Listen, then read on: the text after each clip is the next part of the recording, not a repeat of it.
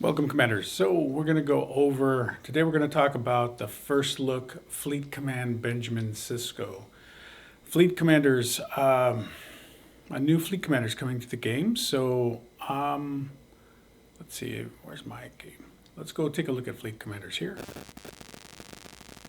So we've got 1, 2, 3, 4, 5, 6, 7, 8. This will be the 9th Fleet Commander with I believe another Fleet Commander slot is coming into play, so for me, that'll leave 2 empty slots. I am working towards this slot through, I think it's the Syndicate. Let's see where we get that. Let's see, not here, not here, not here. I think it's way at the very, very end. Yeah, there it is. So at 65, at the very end of the Syndicate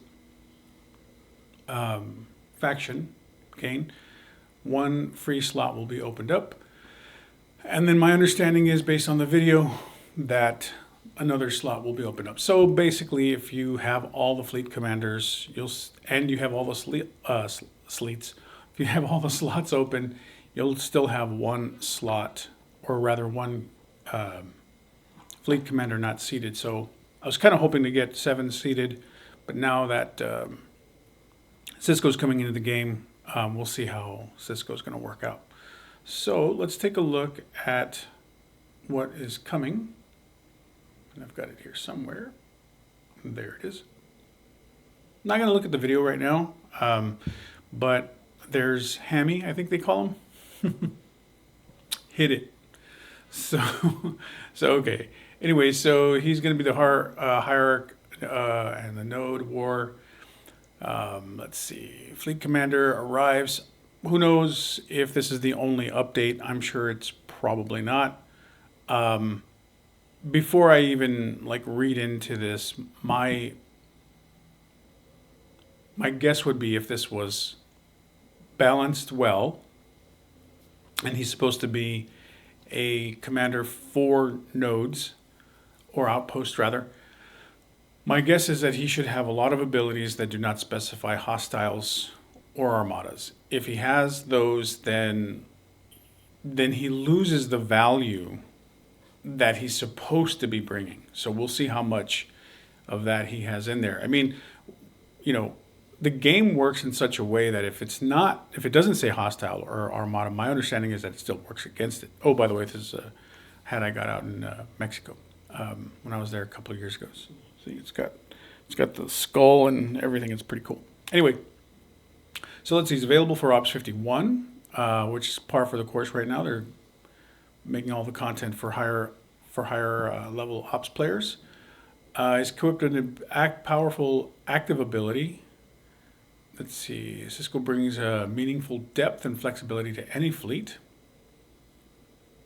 And let's see, his community leader skills further enhance G7 uncommon station cost efficiency. So it looks like what they're saying in this introductory is that he is mostly focused on some sort of flexibility for a fleet, but he's probably going to have interesting things for G7, so we'll see. All right. So here's his tactician tree. This is interesting that they've put the whole tree in there. That's nice. He's got an active ability. He's got to be on duty. I'm not going to read it. Instantly repairs 25 hull health for all deployed and outpost stationed ships. That's not bad. This is interesting for outpost deployed ships, because if you're on a 6-hour mission, that's just going to mean to really utilize this. If you're punching up, you want to make sure that you're keeping track of, the health of your ships. Otherwise, it's pointless, right? But man, that if you're doing a lot of different, sometimes what I do is I'll send ships to different systems to try to accomplish multiple things at one time. Although there aren't too many events where you have to attack stuff nowadays. And most of what I attack hardly damages my ship, but there are a few, like if I want to go faction hunt in the MU, and then maybe go do some kill count for the hazard daily, I might have 2 ships and send them out at the same time and then have one ready to go when I'm ready to do the other. That'd be nice because I could, just kind of, what's the ability? Field supplies or something like that. It's kind of the equivalent of that. So that's interesting. The cooldown on this is going to be interesting. Whether or not it's 6 hours, which would mean you could only use it once during an outpost. But I guarantee you this is not going to be something you're going to use frequently. But none of the abilities have been that way so far. And the other thing too is because I can't see the tree itself, I'm not sure if this is at the top of the tree or at the bottom of the tree. So we'll see. All right, so there we got psionic defense, reduces hyperthermic decay versus nodes. So that's just this is interesting just because this is essentially what I think the building does, isn't it? Let's see.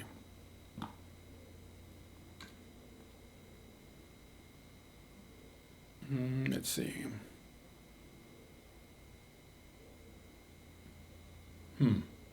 I thought the building does that somewhere. Weapon damage against. Fleet size. Yeah. There's got to be something that automatically reduces that. But I thought the building did that, but maybe not. Maybe there's a research. Let's look at researches real quick. That's probably going to be here in the aggregation tree. That's the Dauntless. Nope. These are all aggregation. So, okay, maybe I was wrong. Maybe there isn't anything that does that. So I guess that's good. I could have sworn there was a way that you did it, but I just don't remember right now. Okay, but anyway,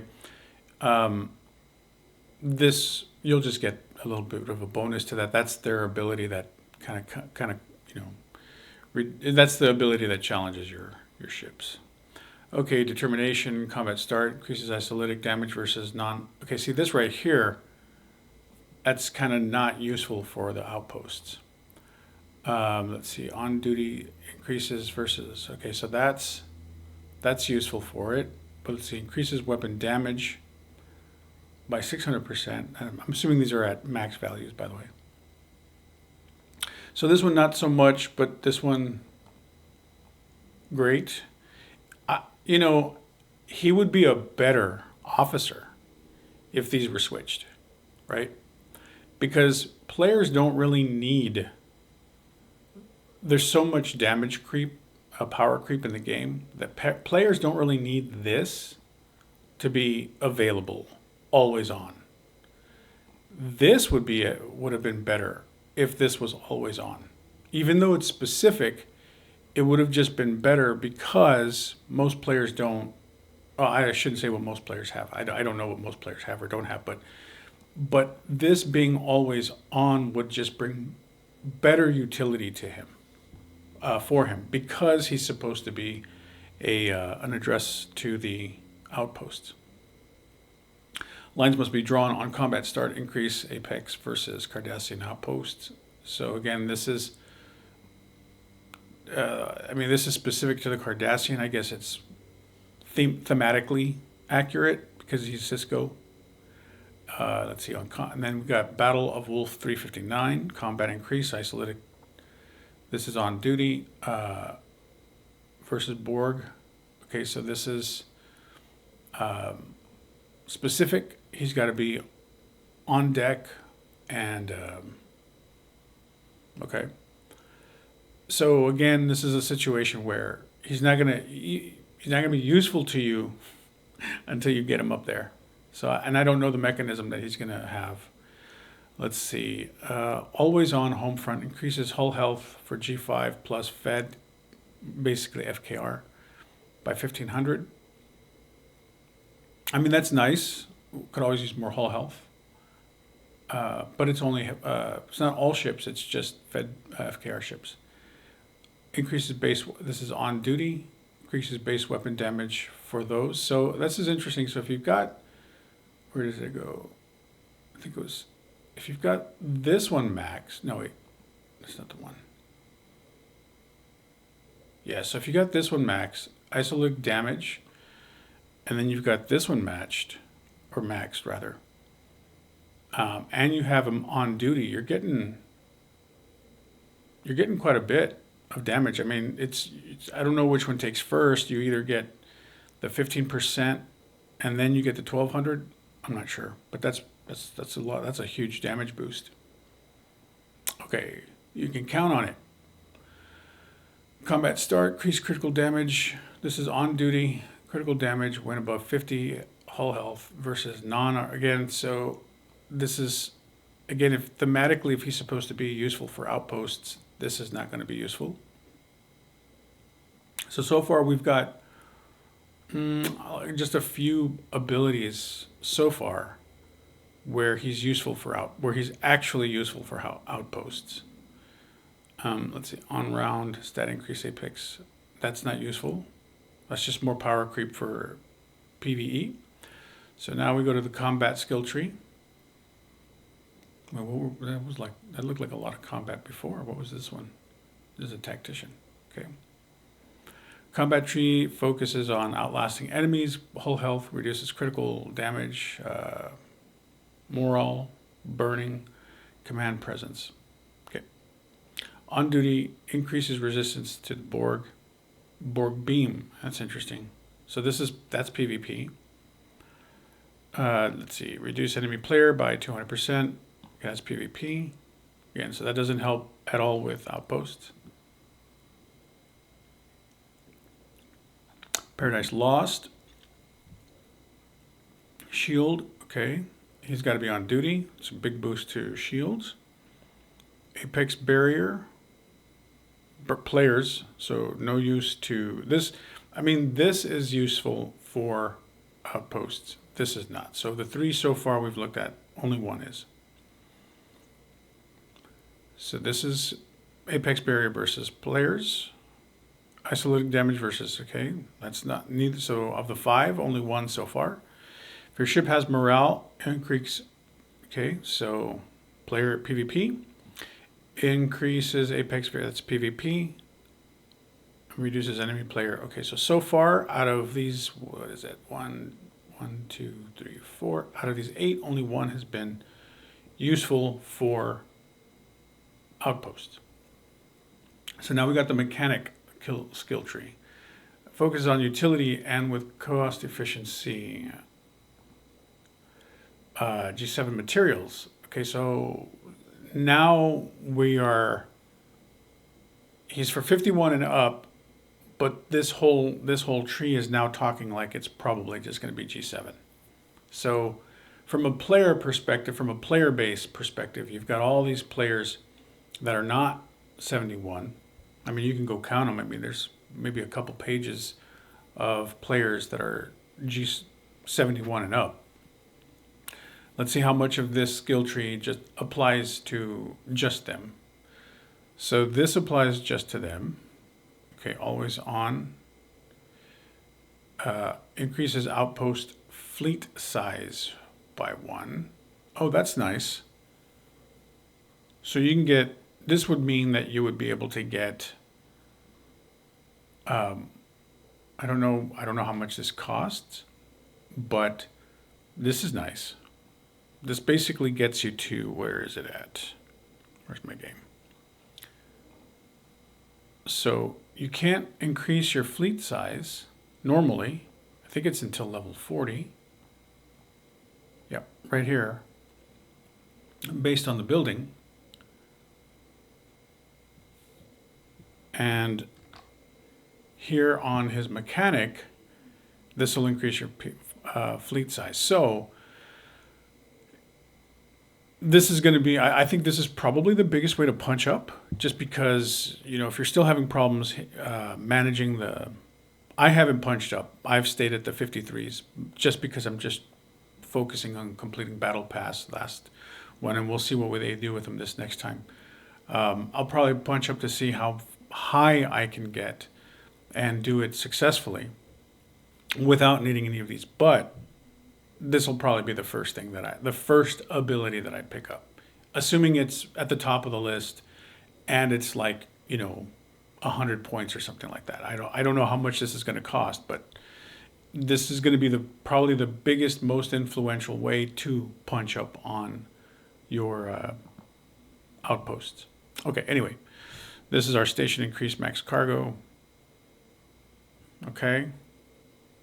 All right.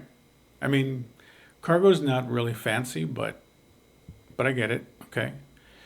Let's see, diplomatic relations, increased base, positive reputation. Could always use more reputation. While it is good for everybody, that is a G7 focus. Like that's going to help them a lot. Base mining rate for all ships. I can see that. That's nice. 500 though. I don't know how much of a boost that really is nowadays, because you can get items that are doing it, a couple thousand %. Loot, okay. Protected cargo. To me, this is very highly dependent on the server that you're on. It's in the spirit of the game, because the spirit of the game is supposed to encourage PvP, but my server they don't like PvP. So we have a lot of rules and restrictions of how much PvP you can actually do in the circumstances. So to players on my server, protected cargo doesn't have a huge bearing on our experience. Let's see, increased common, uncommon, rare. Outpost components. I'm not sure exactly what this is pertaining to. Maybe the boosts? I'm not sure. Common, uncommon, rare, and epic solo outpost components. Okay, I'm not really sure which ones those are talking about. Okay, increase G3 through G7 or okay, let me tell you really quick, y'all. This ability is fantastic. I have Hugh has an ability to do this. He has to be on the upper deck.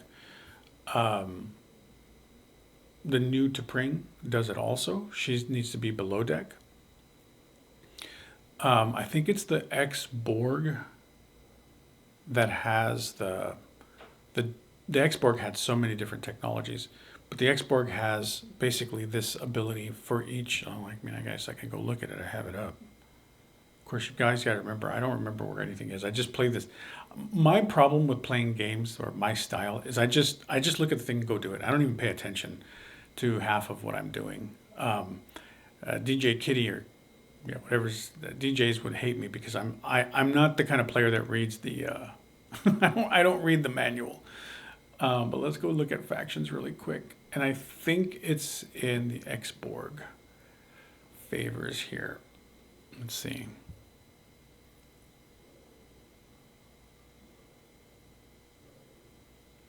Yeah, lucky gas miners. So you see, I've got all of these maxed. This, when you got to think about it, like when you're working on a 1,000,000 point node, right? Let's say you harvest the whole node, you pull it off, you got an extra 200,000 right there for doing nothing. And then if you have Hugh on that ship, you get let's see what Hugh does. So that way I'm not talking gibberish here.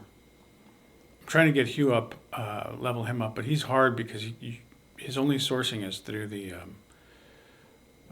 refinery. Let's see, where is he? If you see him, let me know. Point him out. Let's see, where is he?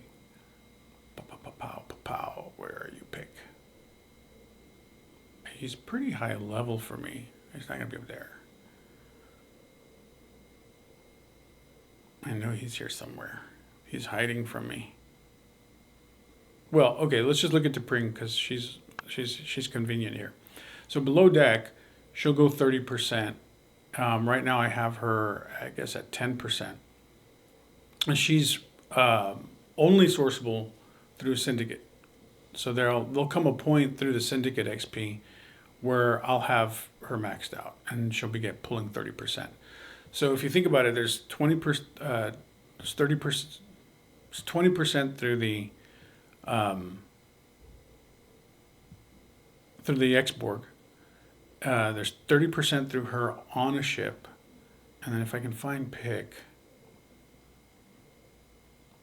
I want to say pick is probably going to be about the same. I don't think he's going to be much more.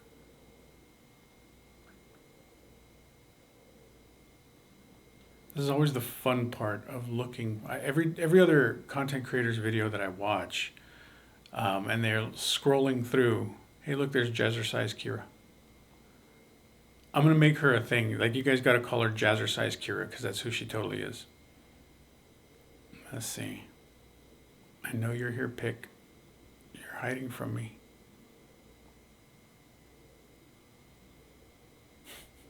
Don't you love it? All right, I might just have to go and try to equip him through. Oh, there he is. Okay, so let's see where he's at. So he's got to be on the top deck, and so he'll only do 15 or 25 at max. So he's slightly better than the research. And I want to say there's a couple other places you can get the same ability, but regardless, that ability is really, really nice. Because like I'll go mine, the G7 stuff with my doohickeys here, and like I said, I'll do a 1 million point node, and I'll pull them off, and I'll get like 1.3, almost like 1.4, just with all of the percentages that I get. So I mean, if I were to stack T'Pring and Pick, or Hugh rather, on one of these ships, I could probably almost get double, right? Because it's 30. He's at 15. Should be right now. She was at 15. That's 30 plus 20. So, like a little bit, like 50% at the end when they're all max. Yeah, it'd be about double. It's one of the reasons why I picked up this particular chaos tech for the Squall, because my Squall right now is only like there's tier 7, and as it grows, just being able to pull more, I mean, right now I'm going to pull 16%, but at the max level it'll be 30%. So again, when you're talking on a million point node, you're talking about 300,000. Just so if it takes you like right now, it takes me I think it's like 34 minutes to mine a node out, and I think they're 800,000. Like at the highest that it can go, it's like 800,000. So 30% of that is like 240,000, right? It's huge.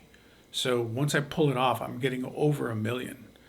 So it doesn't take me very long to fill up the hull or the cargo. So I think they're very useful.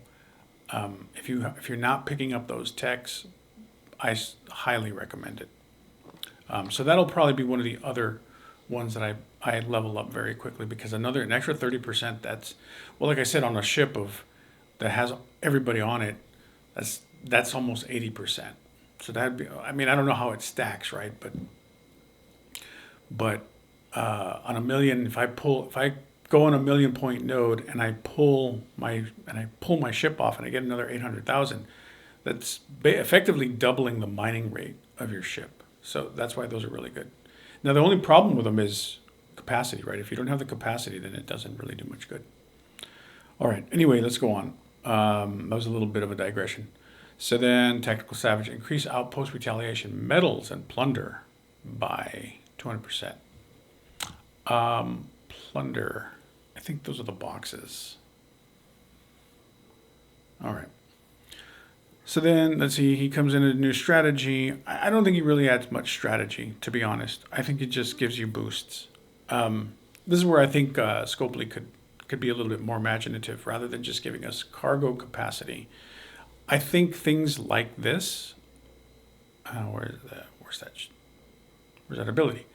I think abilities like this are actually more creative than just things like max cargo, right? Or just increasing your credits earned. I think they could be a little more creative. Right now, I can't think of anything. But like if we do think about it for a moment, like one thing that might be interesting is shortening the speed of the outpost, right? Like right now it's at 6 hours. What if one of his abilities was he sped up the outpost from 6 hours down to like 5.5 or 4 hours even at max? You see, to me, those are kinds of things that add a little more flavor and flair and relieve some of the pain that they introduce to the game. And let me be clear, I don't think that that's a bad thing that they introduce pain to the game. The game is supposed to be challenging. It's supposed to have obstacles that you overcome. But at the same time, they make money off of presenting you with a pain and then selling you a solution to the pain. Well, one of the pains of the outpost is the 6 hours, right? So I think it would have been interesting if this would have done if Sisko's ability would have sped that up or something like that. And I'm just spitballing here, right? Like I'm just in the moment brainstorming something that would have been more interesting than just more power creep. Especially if he's specific for a fleet commander, right? If the design and the intent behind him is supposed to be, outpost. Because if I were to go through this and count the abilities that he has versus the abilities that actually impact outposts, I don't know. Let's see. There's one, two. There's one. Let's see. There's top 1, 2, 3, 4, 5. So that's about 11 abilities per. Let's just say about 11 abilities. So that's 33 abilities. I'd say he has like 6 or 7. Maybe 8 that specifically have some influence on outposts. And I probably, if I were to be really critical of these abilities, I wouldn't even count the ones that add loot. And the reason is because while those speed up the tree, they don't actually push content, right? They're not going to allow you to go from a 53 to a 56 if you can't do a 56 later or right now, right? The loots don't do that for you, so it doesn't push content. But we'll see. I mean, again, some of these top abilities are actually really good, like this one here. And again, I don't know if these are listed out, in order. This is probably his final ability, kind of like if we go back and look at our fleet commanders here. My guess is that, that's the equivalent of this ability down here. Doesn't mean it's not a good ability. It just means that it's a little deceptive the way they lay it out here. If it's at the bottom, because this one here, sorry, this suggests that this is at the top, and that's a really good ability, right? Versus like if it's at the bottom and they're putting it at the top right here visually, that's like, hey guys, like, it's not cool. But well, again, we'll see how it's actually laid out. But again, I want to go back to this idea of some of the things that they could have done that would have been cool. Again, I think like I would pay like $10 to change the look of my not my outpost, my command center. I mean, if I could buy something like that and change the whole aesthetic of my command center, that would be cool, man. Or even just create a whole research tree, right? Like I can go in and like do something for research that I can turn it into either like a Borg style, both internally and externally. I mean, some of these are cool, dude. To me, that's again, like if I go back to the game, I mean, this is where we spend our time. This is what we see. This to me is where cosmetics should come into play, right? Like maybe a cosmetic that lets me change all of these, and a different one that lets me do these, a different one that lets me do the this little news dealer here. You know, I mean, each one of these points is a potential sale, and I would say it's a micro sale, right? Like, you know, I mean, I wouldn't pay $50 to just change these, but I might pay 5 or 10, you know, and slowly sort of change my my my command center to look something else, and then, you know, I go over here again. If I could modify my command center to look just different, because this is where we spend our time, right? And then you could have ship cosmetics that are similar to the cosmetic or aesthetic that you're building for your command center. But anyway, Scopely, if you're hearing this, that is an idea that is monetizable, and I think players would buy them, and it doesn't have to do anything. Just let me build different styles. You know, another thing that I would love to be able to do is name my ships. I'm sure somebody's said that before. Like, you know, I'm sure they don't do that because some people will probably name them inappropriate things. But it'd be cool to name my ship. You know, name my fleet. You know, like El Capitans or something like that. Anyway, let me upgrade my Dauntless here. Oh, not my Dauntless. I thought that was my Dauntless. I did that earlier. All right, everybody. Well, thank you for listening. Please drop a like and subscribe, and leave comments about what you think of the new Sisko. I will have some, I think they're probably going to drop some more content information tonight because Tuesday is going to be release day. So when they do, I'll drop some more information about that. Thanks a lot. You all have a good day. Bye.